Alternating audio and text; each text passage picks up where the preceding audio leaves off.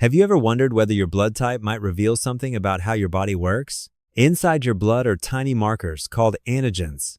These markers help your immune system recognize what belongs in your body and what doesn't. Scientists have been studying them for decades, and some research suggests they may influence how our bodies respond to certain foods, environments, and lifestyle habits. Yet most people never think about this connection. In this video, we'll explore what science currently understands about blood types and the immune system. More importantly, you'll discover practical ideas that may help you make lifestyle choices that better support your body's natural balance. There may be a fascinating biological relationship between your blood type and how your body responds to certain health risks. Over the years, researchers have analyzed massive population datasets to better understand this connection.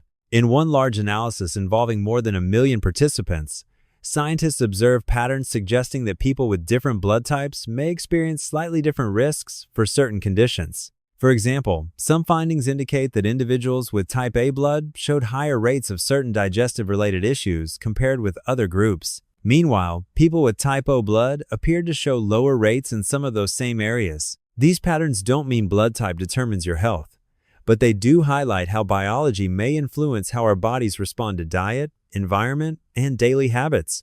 To understand why these differences may exist, we need to look closely at the surface of your red blood cells. They aren't just smooth discs. Each one carries tiny markers called antigens. You can think of them as identification signals on the outside of the cell. These signals help your immune system distinguish between your own cells and potential threats. People with type A blood carry A antigens, while those with type B carry B antigens. Type AB carries both, and type O carries neither. Here's where things get interesting. Some microbes have evolved ways to mimic certain biological markers on human cells.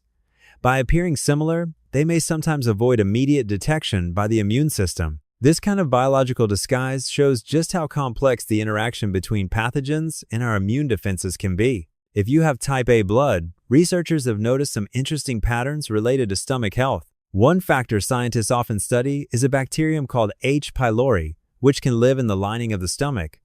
Over time, this bacterium has been linked to irritation and inflammation in some individuals. Some studies suggest that certain biological traits associated with type A blood may make it slightly easier for this bacteria to attach to the stomach lining. When that happens, it may increase the likelihood of long-term irritation if the infection isn't addressed. Researchers have also observed that some people with type A blood may produce lower levels of stomach acid compared with other groups. Since stomach acid helps break down food and control bacteria, lower levels may sometimes affect digestion and stomach balance. Together, these factors help scientists better understand how blood type and digestive health may be connected. Now let's shift our focus to patterns often discussed around type B and AB blood types. While type A is frequently studied in relation to stomach health, some research has explored possible links between non-O blood types and pancreatic conditions. Scientists believe this connection may involve differences in gene expression and long-term inflammation. Think of your pancreas as a small but powerful insulin factory that helps regulate how your body processes sugar. When blood sugar levels stay high for long periods, the pancreas must work harder to maintain balance. Over time, this can lead to a condition known as hyperinsulinemia, where insulin levels remain elevated. Since insulin plays a role in growth and metabolism, researchers are interested in how this metabolic environment might influence cellular activity over time. So does having type O blood automatically give you an advantage? Not necessarily. Some population studies suggest that people with type O blood may show slightly lower rates of certain digestive cancers compared with non-O blood groups. Researchers often connect this with differences in immune response, which may react quickly to unfamiliar cells or infections. However, every biological trait comes with trade-offs. A more reactive immune system can sometimes increase sensitivity to inflammation in other ways. For example, type O blood has often been discussed in research related to stomach ulcers and certain autoimmune conditions. Stress may also play an important role. When the body stays under chronic stress, hormones like cortisol remain elevated, which can gradually weaken immune balance. For type O individuals, managing stress, sleep, and recovery may therefore be just as important as diet. This brings us to another concept often discussed in blood type research: agglutination. In simple terms, agglutination refers to red blood cells clumping together under certain conditions. Some scientists studying nutrition have looked at compounds in foods called lectins. Lectins are natural proteins found in many plants and foods, and in laboratory settings, they can interact with cells in different ways. Because blood types carry different antigens on the surface of red blood cells, some researchers have explored whether certain lectins might interact differently with these markers. However, the human body is complex, and digestion usually breaks down many of these compounds before they ever enter the bloodstream. Still, researchers continue studying how diet, inflammation, and circulation influence long-term health. Another idea often discussed in digestive health research is the role of stomach acidity. Your stomach naturally produces strong acid that helps break down food and control harmful bacteria. When acid levels remain balanced, the stomach becomes a less welcoming environment for microbes such as H. pylori. Some health practitioners suggest supporting healthy digestion through simple habits like eating slowly, avoiding overeating, and maintaining a balanced diet. However, every digestive system is different.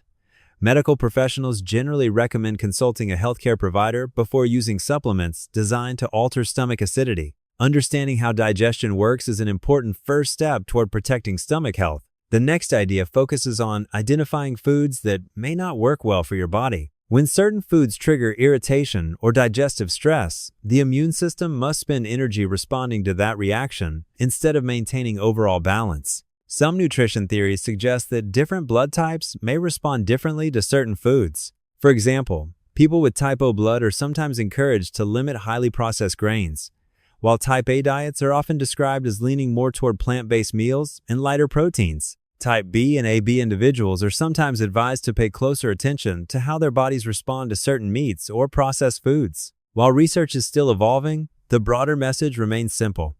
Improving diet quality and reducing inflammation can support long-term health. The third idea involves a metabolic shift, often studied in relation to cellular health. One approach people explore is intermittent fasting, which simply means creating longer gaps between meals. When the body spends extended time without incoming food, it may begin shifting how it produces energy. During these periods, scientists believe the body can activate processes related to cellular maintenance. One of the most widely discussed is autophagy, a natural recycling system where damaged proteins and older cellular components are gradually broken down and reused. Some researchers are interested in how this process may support metabolic balance over time. However, fasting isn't suitable for everyone, and the ideal schedule can vary between individuals. Finally, we should talk about oxygen and movement. Even the best diet cannot fully support the body if circulation and oxygen delivery are poor.